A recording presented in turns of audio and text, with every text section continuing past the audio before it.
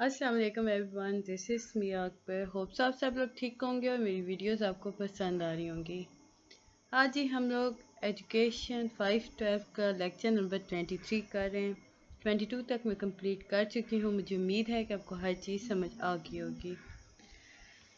Lesson number 23 है जी, sickness and departure of the holy prophet सल्लल्लाहु अलैहि वसल्लम फ्रॉम दिस वर्ल्ड। टॉपिक 138 है द लिविंग दिस वर्ल्ड।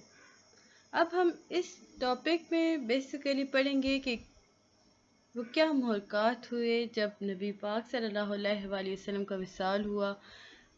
हर वो लम्हा जो इम्पोर्टेंट था आपके पेपर पॉइंट ऑफ व्यू से, उसे हम हाईलाइट किया, उसे हम डिस्कस करेंगे ताकि मैं आपको इतना क्लियर करके समझा दूंगी कि आपका हर कॉन्सेप्ट इस टॉपिक रिलेटेड क्लियर हो जाएगा। पेपर आप इजीली इसके बाद अटेम्प्ट कर सकेंगे। ये आपके फाइनल टर्म प्रिपरेशन है और इसके बाद मुझे नहीं लगता कि आप लोगों को किसी ऑब्जेक्टिव 5 की ज़रूरत हो सकती है या सब्जेक्टिव। ये आपके 3 in 1 है, यानी कि इसमें हम MCQ की बात कर रहे हैं, शॉर्ट और लॉन्ग क्वेश्चन भी बात कर रहे हैं। तो चलिए वापस हमने लेक्चर की तरफ आते हैं। जब हज परफॉर्म कर दिया हज़रत मोहम्मद सल्लल्लाहु अलैहि वसल्लम ने, तो वो वापस मदीना की तरफ आए। जब वो मदीना की तरफ वापस आए तो असहाब कराम ने ना या साहबा कराम ने बहुत बड़ी तब्दीली देखी। उन्होंने देखा कि नबी पाक सल्लल्लाहु अलैहि वसल्लम ज़्यादा से ज़्यादा टाइम नमाज पढ़ने में सर्व कर रहे हैं, या यूँ कह लें कि वो अल्लाह को याद करने में सर्व कर रहे हैं। अब एक रूटीन हुआ करती थी नबी पाक सल्लल्लाहु अलैहि वसल्लम की कि वो पूरे रमज़ान के महीने में एक दफ़ा कुरान पाक को पढ़ा और सुना करते थे। लेकिन इस दफ़ा थोड़ी सी चेंजेस थी। अब इस दफ़ा हुआ यूँ कि जब 10th ऑफ रमज़ान हुआ, यानी 10वां रोज़ा था, तो नबी पाक सल्लल्लाहु अलैहि वसल्लम ने 2 दफ़ा कुरान पाक की सुन लिया, तिलावत कर ली। ऑन द अदर हैंड अगर हम देखते हैं तो नबी पाक सल्लल्लाहु अलैहि वसल्लम एतकाफ़ आखिरी रमज़ान के 10 दिनों में बैठा करते थे, बट इस दफ़ा नबी पाक सल्लल्लाहु अलैहि वसल्लम 20 दिन के लिए एतकाफ़ में बैठे। ये आपका इम्पोर्टेंट था जी। MCQ वाइज देखें, 10 दिन बैठते थे, इस दफ़ा कितना बैठे, 20 दिन। एक दफ़ा कुरान पाक सुनते थे। जब हज करके वापस मदीना आए तो 10वें रमज़ान तक 2 दफ़ा कुरान पाक सुन चुके थे। अब कुछ और तो कहते हैं कि ये वो ओकेशन है जिससे हम कह सकते हैं कि हज्जतुल विदा है, यानी कि हज़रत मोहम्मद सल्लल्लाहु अलैहि वसल्लम ने जब हज अदा किया ना, तो उस वक्त आपने एक खिताब किया था, आपने इरशाद फरमाया था कि perhaps I am not able to perform हज आफ्टर दिस। मुझे यकीन है कि इस हज के बाद मैं दूसरा हज नहीं कर सकता। अब यहाँ पे कुछ राइटर्स हैं या कुछ और हैं जो कहते हैं कि ये मनास के हज पे ये बात कही गई थी। जब आप सल्लल्लाहु अलैहि वसल्लम के पास हजूम इकट्ठा था, आपने खिताब किया था, आपने कहा था कि I do not think that I will be able to C you next year. मेरा नहीं ख्याल कि मैं आपको अगले साल देख सकता हूँ। यहीं पर आकर हमारे पास तीसरी राय भी आती है, जो कि कुछ आर्टिस्ट हैं वो कहते हैं कि departure of profit was revealed in सूरह फतह। सूरह फतह के अंदर था जी, ये अनाउंसमेंट थी बेसिकली कि इस दुनिया से विसाल कर रहे थे, या यूँ कह ले कि पर्दा फरमाने का एक वक्त बता दिया गया था, या वो वक्त था जब आप इस दुनिया से रुखसत हो रहे थे। ये वो बातें थी उनके पीछे। मतलब आपने बता दिया कि मैं दोबारा हज नहीं करूँगा, दोबारा मैं आप लोगों को देख नहीं सकूँगा, निशानियाँ दी थी उन्होंने। इसके बाद जब हम देखते हैं ना completion of a profit hood, तो इसमें हम देखते हैं हजरतुल विदा के वक्त। जब टाइम था ना हजरतुल विदा का, तो नबी पाक सल्लल्लाहु अलैहि वसल्लम अरफात के मकाम पर आए और लोगों से एड्रेस किया। आपने रिसाइट्स की थी जी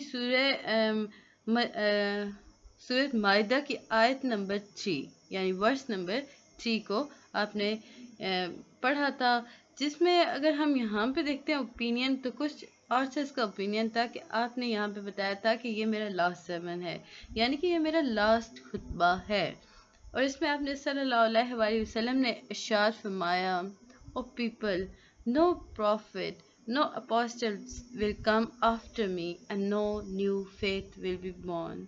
I sallallahu alaihi wasallam leave behind me two things, the Quran and Sunnah.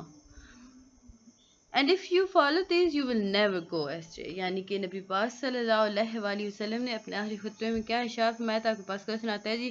حجۃ الوداع کے وقت آپ صلی اللہ علیہ وسلم نے کیا خطبہ ارشاد فرمایا تھا؟ آپ نے ارشاد فرمایا تھا کہ اے لوگو، میرے بعد کوئی کتاب، کوئی پیغمبر نہیں آئے گا، کوئی نیا دین بھی نہیں آئے گا. میں تم لوگوں کے درمیان دو چیزوں کو چھوڑے جا رہا ہوں جو کہ ہیں قرآن اینڈ سننا. اگر آپ لوگ اس پہ عمل کریں گے تو آپ کامیاب رہیں گے اور کبھی بھٹکیں گے نہیں. اب ہم دیکھتے ہیں وصال سے پہلے کے مناظر. ٹاپک 140 ہے جی سکنس. یہ 19 صفر کا وقت ہے جی. 11 AH ہے، یعنی کہ 11 ہجری ہے، سن ہجری تھا. تو جنت البقیع کے آپ صلی اللہ علیہ وسلم آدھی رات کو جنت البقیع گئے. وہاں سے جب آپ واپس آئے نا تو آپ کی تھوڑی سی طبیعت خراب تھی، آپ خود کو بیمار محسوس کر رہے تھے، لیکن اس دوران بھی آپ نے نماز پڑھانا چھوڑا نہیں. لیکن 4 دن کے جب بخار ہو گیا، یعنی کہ بخار کو 4 دن ہو گئے اور یہ آہستہ آہستہ بڑھتا گیا، تو آپ تب بھی نماز پڑھا رہے تھے. لیکن یہاں پہ ایک امپورٹنٹ بات بتائی گئی تھی کہ ٹل دا ٹائم ہی کوڈ واک ہی صلی اللہ علیہ وسلم kept going to mosque while leading the prayer. یعنی کہ جب تک آپ صلی اللہ علیہ وسلم چل سکتے تھے نا تو آپ مسجد تشریف لاتے تھے نماز کو پڑھانے کے لیے. آخری کون سی نماز ہے؟ یاد رکھیے گا، نماز مغرب ہے. یاد رکھیں نبی پاک صلی اللہ علیہ وسلم نے آخری نماز کون سی پڑھی تھی یا پڑھائی تھی؟ دیٹ واز نماز مغرب. اسی دن جب نماز عشاء کا ٹائم آیا نا تو لوگوں نے نا انتظار کرنا شروع کر دیا، پوچھنا شروع کر دیا کہ نبی پاک صلی اللہ علیہ وسلم کدھر ہیں. تو کچھ لوگ آئے آپ کے پاس، آپ سے کہا کہ آپ صاحب آپ کا انتظار کر رہے ہیں. تو آپ صلی اللہ علیہ وسلم نے کچھ پانی لیا، پانی پیا، بات لیا، یعنی نہائے اور تیار ہوئے. بٹ آپ صلی اللہ علیہ وسلم بے ہوش ہو گئے یہاں پر. اور یہ 3 دفعہ ایسا ہوا تھا کہ آپ صلی اللہ علیہ وسلم اٹھتے تھے، پانی پیتے تھے اور پھر سنے چکر آ جاتے اور بے ہوش ہو جاتے. یہاں پہ آپ کو پراپر بتایا گیا کہ انہوں نے پانی پیا، بات کیا، مطلب نہائے اور تیار ہوئے تو آپ فینٹ ہو گئے.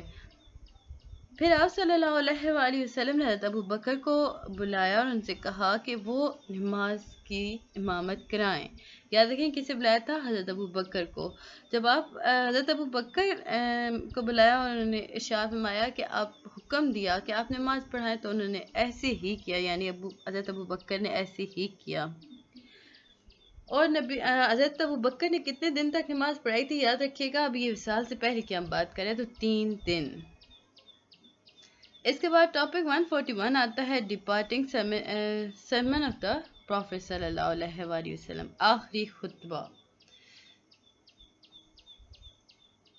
اب ایک دن نا نبی پاک صلی اللہ علیہ وسلم خود کو اچھا محسوس کرنے لگے، مطلب انہیں لگا کہ وہ بہتر ہو گئے ہیں. وہ اٹھے، وہ نہائے، تو حضرت علی اور حضرت عباس کی مدد کے ساتھ وہ مسجد میں آئے. یاد رکھیں کس کے ساتھ آئے تھے؟ حضرت علی اور حضرت عباس نے ان کی ہیلپ کی تھی مسجد تک آنے کے لیے. جبکہ حضرت ابو بکر جو تھے وہ نماز پڑھا رہے تھے. جب حضرت ابو بکر نے دیکھا نا حضرت محمد صلی اللہ علیہ وسلم کو تو وہ اسٹیپ بیک ہو گئے، امامت سے پیچھے ہٹ گئے. اور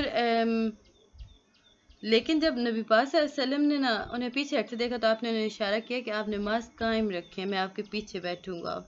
جب نماز ختم ہو گئی تو آپ صلی اللہ علیہ وسلم نے ایڈریس کیا جی لوگوں سے، اور ایک بہت وسیع یا بہت واضح، بہت بریف سرمن دیا، یعنی خطبہ دیا.